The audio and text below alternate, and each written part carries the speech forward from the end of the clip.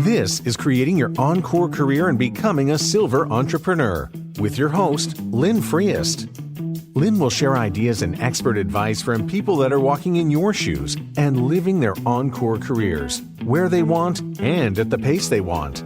You'll start a company of one with confidence and knowledge to live a fulfilled life of freedom and ease. Lynn is a coach and leadership consultant whose mission is to show senior leaders and experts how to start something refreshing and new after a full career in the corporate environment. Welcome to this episode of the podcast, Creating Your Encore Career and Becoming a Silver Entrepreneur. Thank you for listening. Today is about accelerating your progress with coaching, and it's a conversation with a friend of mine, Marcia Erickson. Making the leap from being a corporate leader or an expert into becoming a solopreneur can be daunting, but the rewards are great. You can work when you want, where you want, and do the work you love. And I can be that guide and thinking partner for you. As your coach, I'll help you go farther and faster based on what I've learned on being on this journey for several years. So if you're even having thoughts of starting an encore career, please contact me and take the self-assessment quiz. The quiz will help you get some quick clarity about what's possible for you in the future. And after you listen to the podcast, I encourage you to visit my website at lynnfreest.com and download the PDF that's available as a guide to help you take your next steps. Well, today we're going to be talking with Marcia Erickson. Marcia coaches business leaders and entrepreneurs, and she serves as a trusted advisor and sounding board. And she works along with the Action Coaching Group. I've known Marcia for several years as she started her career in coaching. She's a wonderful coach and does great work with people. So today we're going to be talking about some things like what was her experience transitioning from business work to independent work as a coach? What was things that were most helpful for her? What did she learn along the way?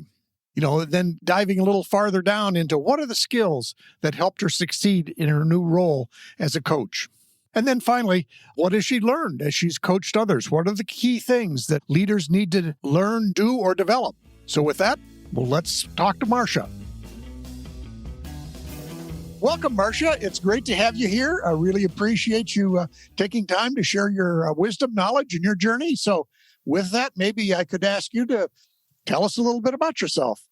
Sure. I actually come from a background of healthcare. So for about 20 years since high school, actually, early college, I've been in healthcare administration. That was my journey through undergrad and graduate school. And I've worked in if you're listening from the Quad Cities, I've worked in both health systems here in University of Iowa and Rockford, and chose to make a career switch. I'm going into year 3. When you're in an environment like that, reorganization is not uncommon when you're in a corporate environment in healthcare, and had been through a couple of those. And each time my husband and my sister would say, "Is it time to go out on your own?" And I'd say, no. And I'd always go back to my comfort zone. But I really had the pleasure over those 20 years I have a personality where I like a lot of variety and I like to learn new things and new challenges. And so would often put myself in positions where I hadn't been before. And so I could learn new parts of the organization. And so through that and through organizations pouring into me as a leader, learned a lot of different skills and things. And I've always wanted to be a consultant. When I came out of graduate school, I really wanted to join a large consulting firm and travel and do all the things. And what happened was I fell in love and I got married and we decided to have kids, and traveling wasn't in our picture. And so what this does, it occurred to me a couple of weeks ago, it gives me the opportunity to have that same experience, but bring that to my community and impact organizations, businesses, nonprofits, and community organizations in the community that I live in. And so I actually got to combine two things that I love. Great. When I started, I have a background in strategic planning and really thought that would be my focus, but really found the opportunity as I was going through a discovery process. Lynn, you were one of my mentors, went through venture school through the University of Iowa. And while I was on that discovery journey, actually came across an organization that was already made. I got 25 years of experience, and they do this on a daily basis. And so I chose to, as you said once, I mitigated all my risks, as many as I could, and chose to partner with other coaches throughout the world who have already been on this journey. And so even though mine's different and it's my own and there's still quite a bit of risk in it, I get to learn from other people I've done this before and, I still make my own mistakes, but maybe not as many as if I were to do it on my own. So that's how I ended up here. That sounds great. And that's one of the things I think I've found is that having a peer group, in your case, the peer group was this organization that was already there, but that peer group really helps because you learn as much from them as you do as from maybe the experts and stuff. So as you create your own path. Yep. That's been fantastic. One of the pleasures unforeseen at the time when I agreed to start on this journey is that I have contact on a daily basis with coaches all over the world. And so the international dynamic has been really fascinating. I tell people that I have contact on a daily basis. So I've worked in two large health systems of 3,000 to 5,000 people. And on a daily basis, I have more contact with 3,000 coaches around the world than I ever did with my employees in the same community that I live in. Mm-hmm. So I think from an organizational standpoint, that says a lot. And it's been a real pleasure for me. And throughout the pandemic, it's been really interesting to see how it's impacted other countries. So It's been a lot of fun. So anything, again, while you may be coaching or doing a lot of your things locally, what insights that you've gained from those people that were international? Because I think that's a fascinating piece of it.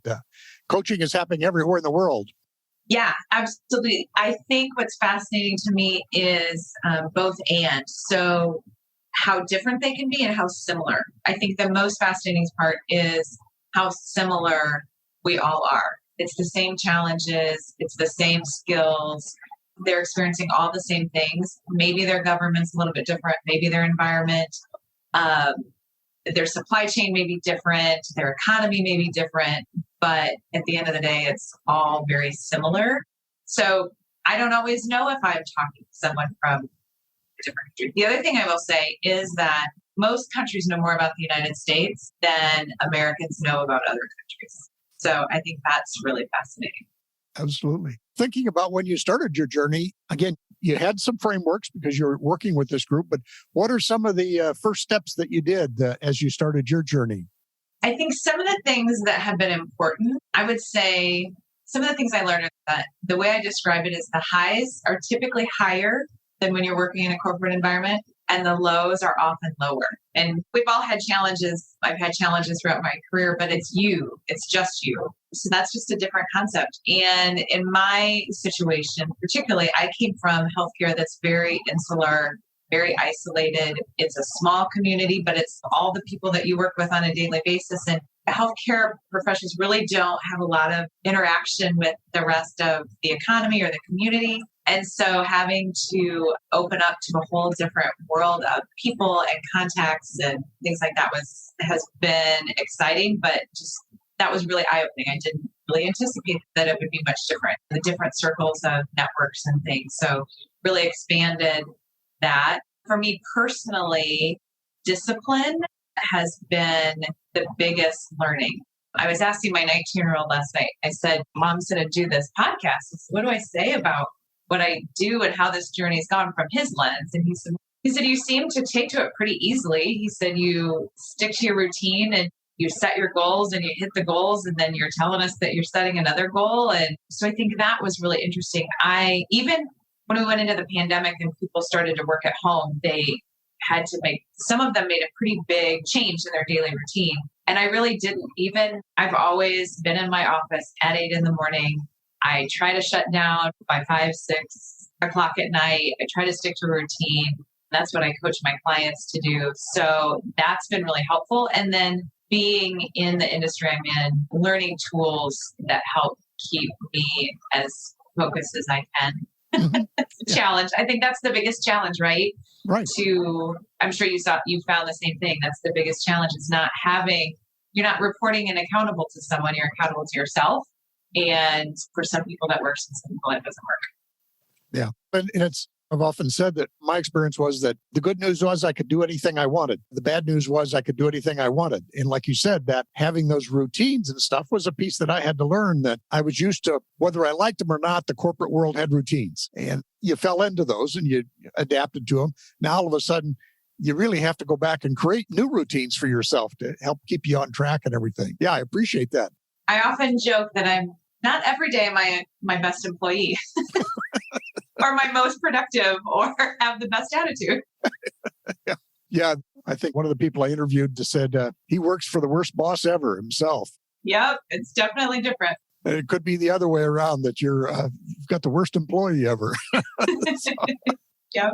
Now, another thing you mentioned that I thought has been interesting for people, again, that making that transition is in the corporate world, again, for better or worse, people know who you are. They know your title. They know all these things about you. But now, as you've gone out into the independent world, one, they don't know who you are, but they also don't know what you do. So what's been your experience on learning that? I would say that's the biggest hurdle is actually both of us are in industries where it's not that we have a store and a product that we're either selling or another service. It's a lot of times it's us. So that's been the hardest thing for me to get over is putting myself out there just under even this. I'm going into year 3 and still fascinated.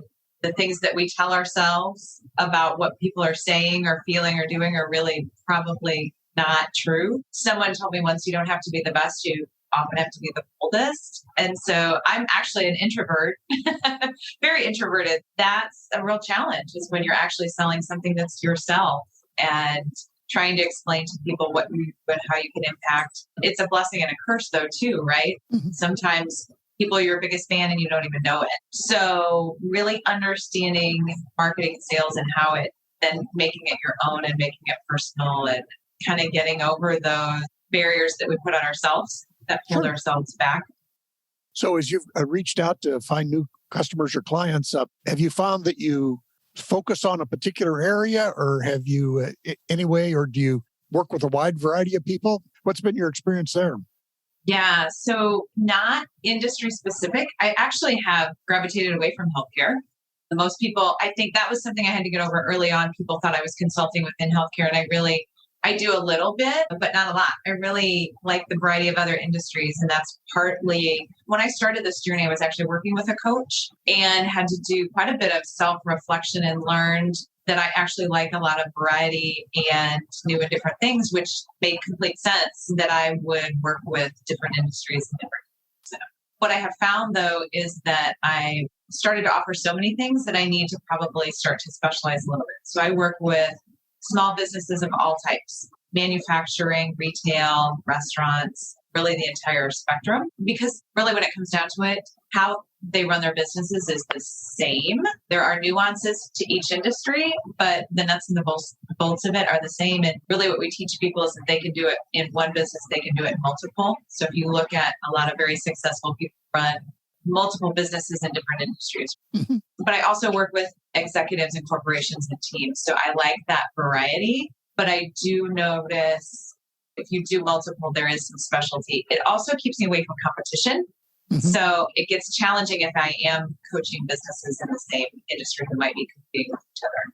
True. That's an interesting concept because you've from your core corporate world, you've branched out and like you say, you find the variety and the interesting people in different parallel or even very different industries, but you're applying the same set of skills as a coach. It still works. Yeah. To be honest, if I'm coaching multiple businesses, and typically they're all working on the same thing, right? They have the same challenge. It just looks and feels a little bit different. Right now, everyone is facing a recruitment crisis. Okay, then how we apply it, where we look for people might be different based on their industry, but the skill set that we're going to use, strategies we're going to use to do it are going to be the same. Sure, absolutely. Oh, great. So as you think of all the skills you've learned in this new endeavor, what are some of the top skills you had to actually learn that weren't part of your corporate life? Yeah, sales and marketing.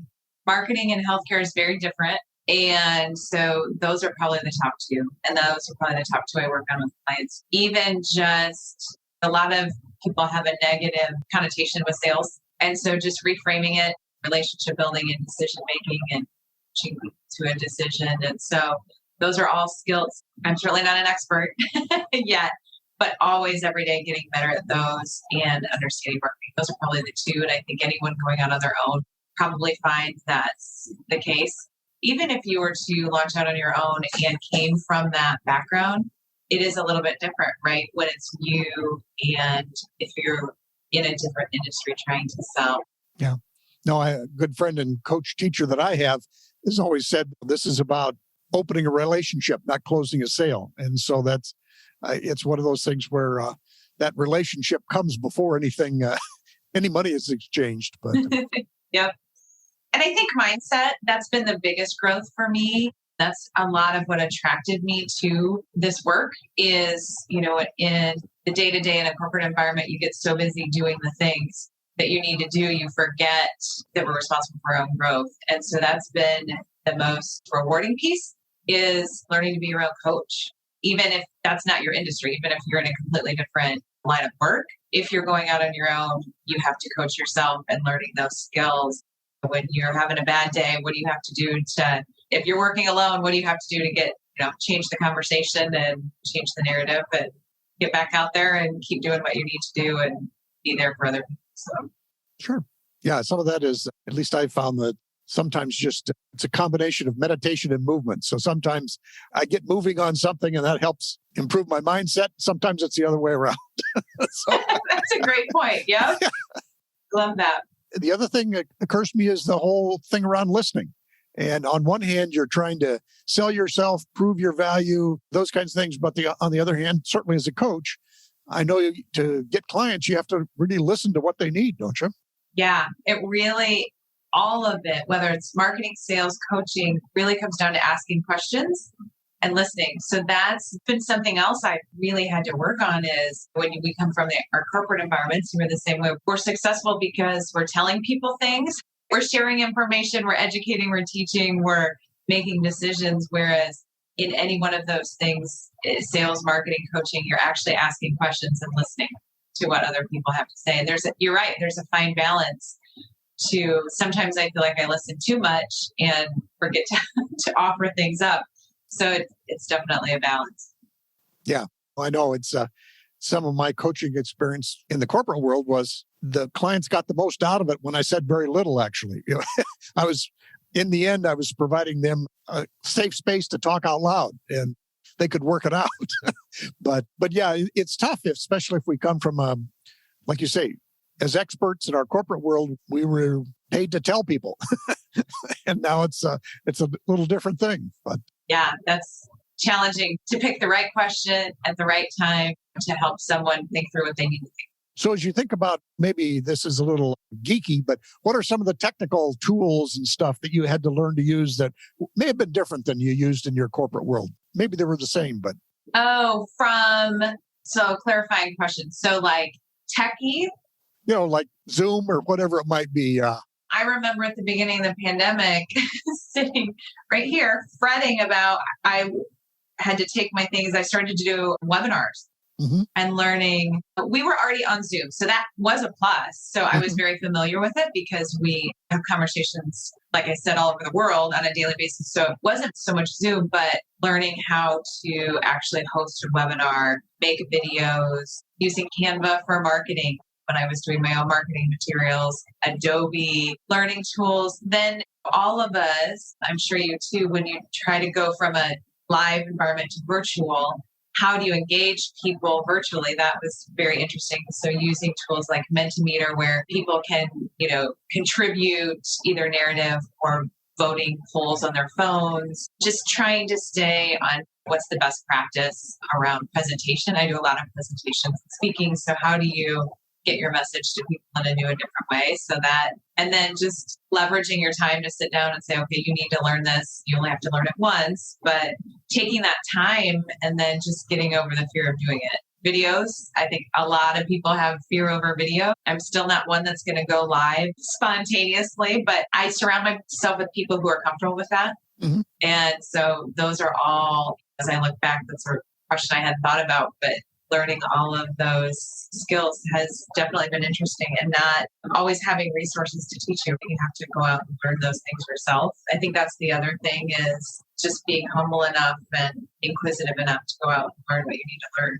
Sure. Yeah, I've often said my experience was that I have to still own my expertise, the way I add value, but I also have to be humble enough to know, hey, I'm going to have to do some learning, especially around the technology.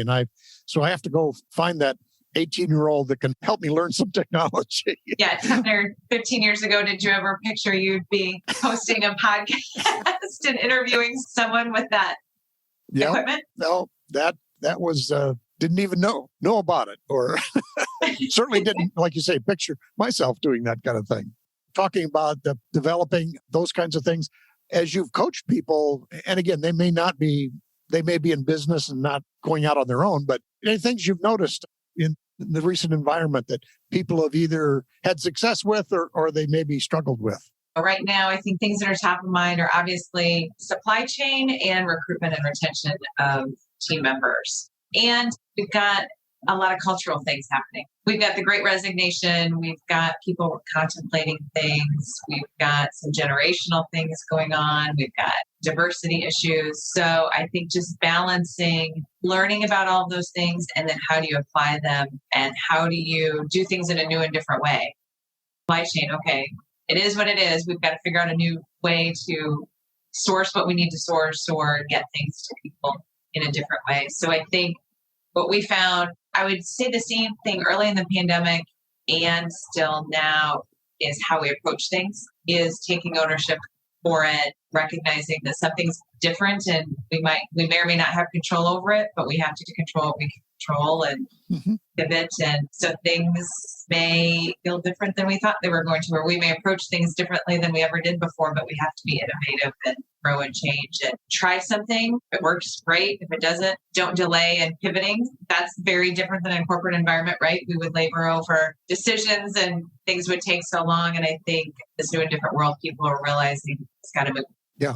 Oh, absolutely. Then I think in terms of, again, we've broken a lot of our patterns with respect to employment and stuff like that. In the past, especially small businesses, but many people, they were used to having everybody in the room with them, kind of, as it were.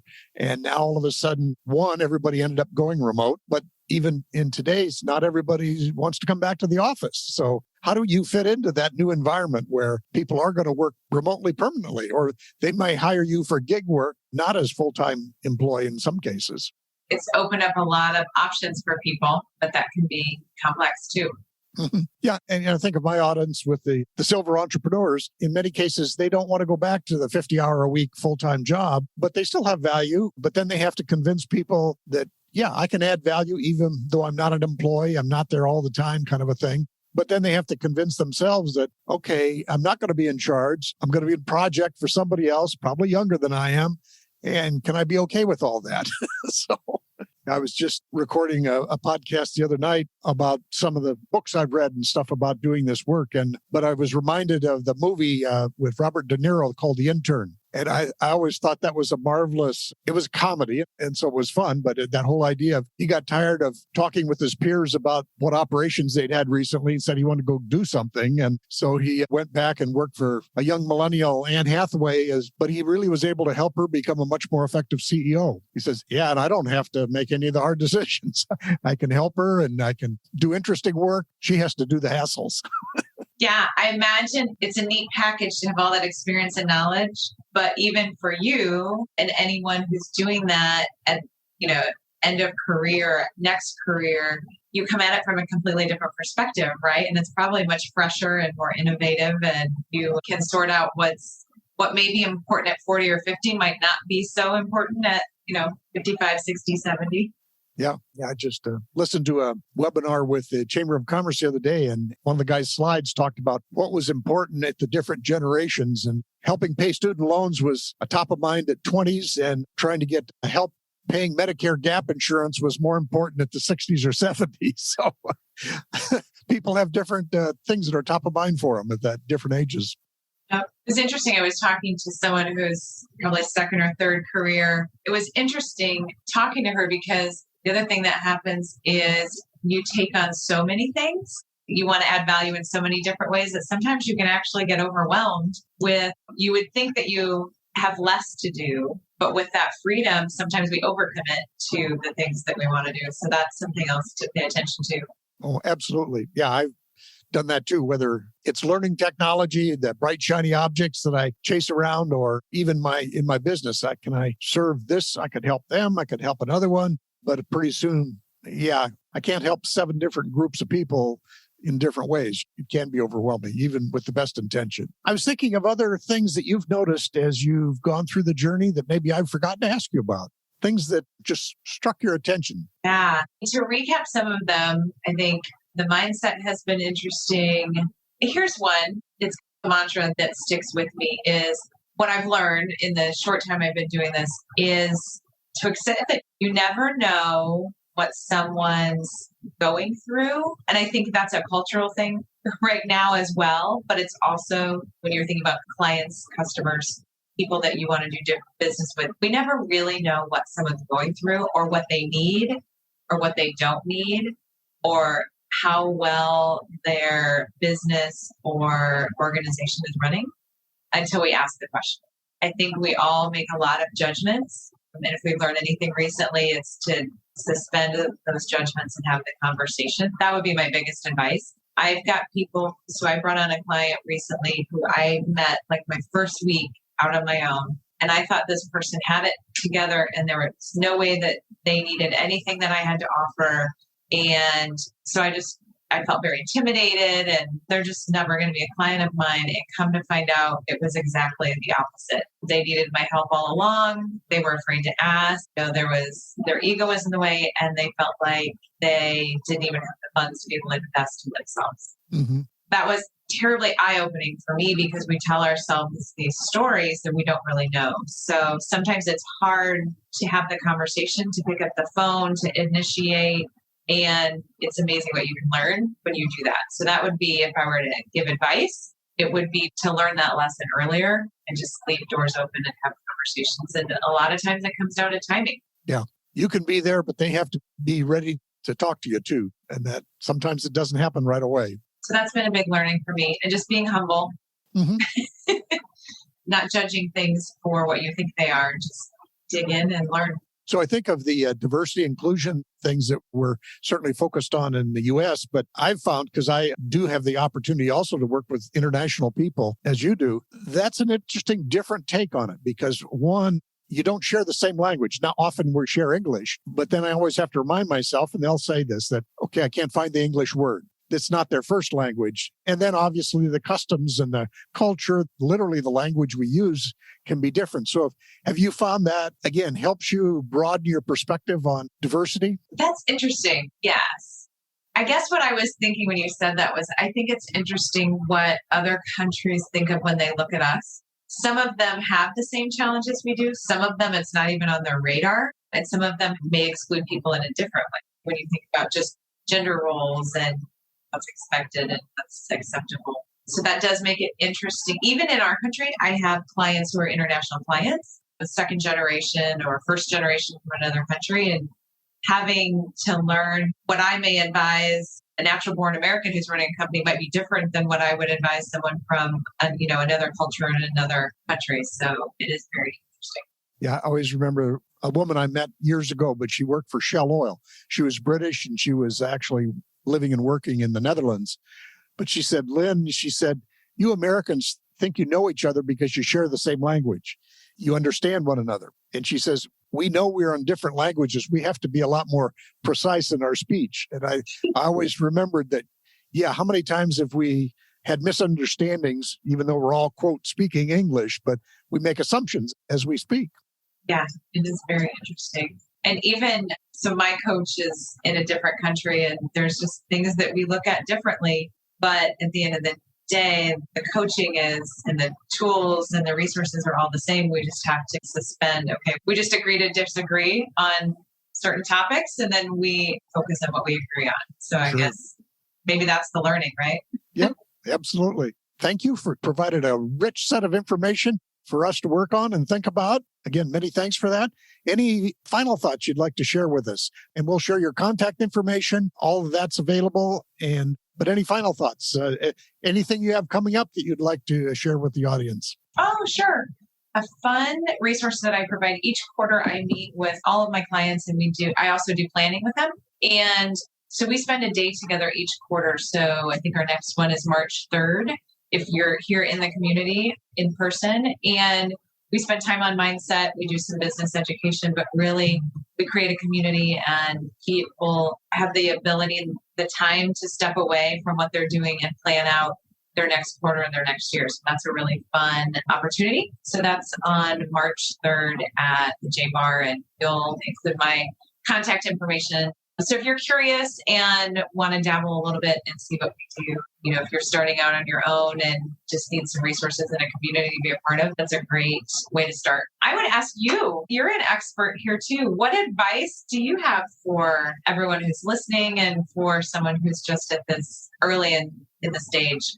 What have you experienced? What advice do you have? I think the thing that probably I knew but still didn't appreciate was the importance of mindset. And then I'll say it's two phases, habits of thinking and habits of action. And it's back to habits. I had a corporate mindset. I had corporate habits of action. And so I had to reinvent those as I got out. And now I'm, presenting myself. I'm not presenting a corporate role or something like that. And then being humble enough to learn new technology, as you mentioned, going out and learning those tools. And then the fourth piece was that I'm learning even now is the importance of networking in a couple of ways. One, obviously, network can help you in your marketing and gaining clients.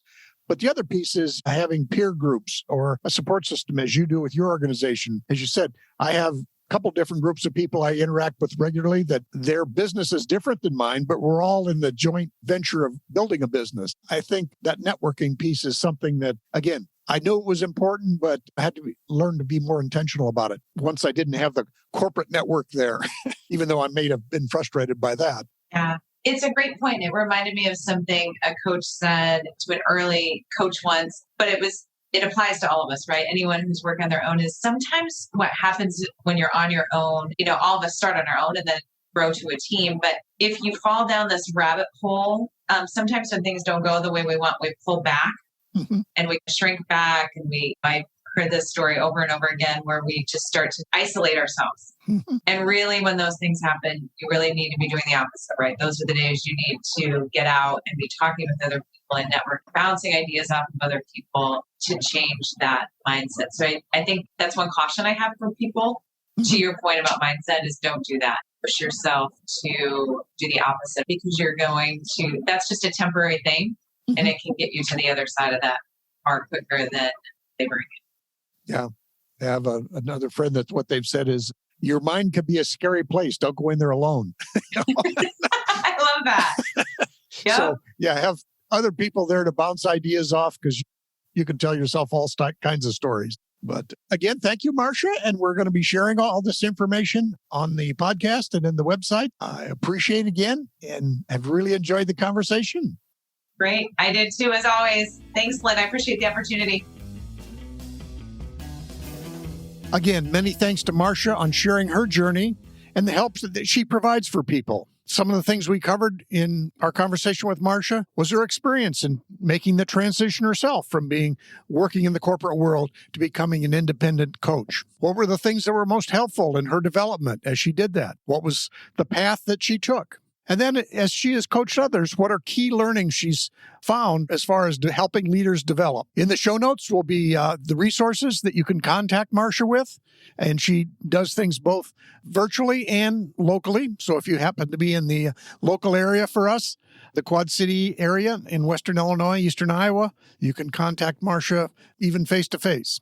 So with that, remember, in an Encore career, the rewards are great. You can work when you want, where you want, and do the work you love. And as your coach, I'll help you go farther and faster based on what I've learned from being on this journey for several years. You now have the time, attention, and money to make this leap. So let me help you. If you're having thoughts about starting an Encore career, please contact me and take the self-assessment quiz. And after you've listened to this podcast, I encourage you to visit my website at linfriest.com, download the PDF as a guide, and also browse through the other episodes of the podcast to see what might be useful to you. Again, thank you for listening, and we'll see you next time.